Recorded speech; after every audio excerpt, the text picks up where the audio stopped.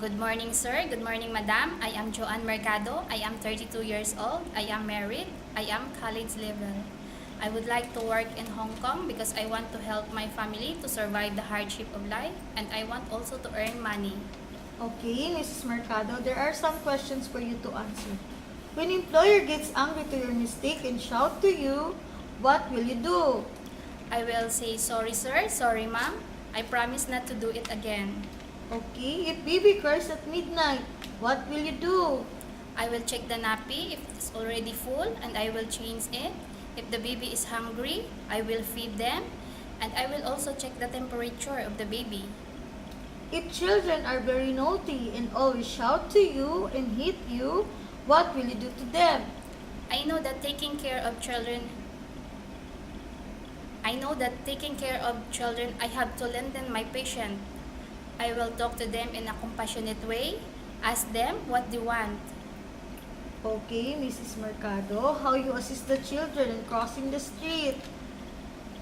I will hold their hands before crossing the street, show them how to stop, look around and listen for traffic. When it is safe, walk straight across and keep looking and listening. If the house is on fire and you are inside with the children, what will you do? I will stay focused, do not panic, try to exit as soon as possible with the children, and call for assistance. Okay, very good. If you find some money or jewelry in your employer's clothes or in the room, what will you do? I will tell to my employer that I found money or jewelry in their clothes, and I will give back to them.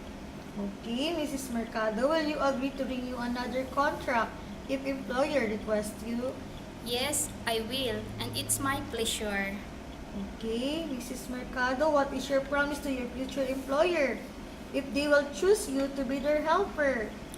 Sir, madam, if you choose me to be your helper, I will promise to do my duties properly, to be responsible, loving, caring, and hardworking. Thank you, sir, madam. Have a nice day.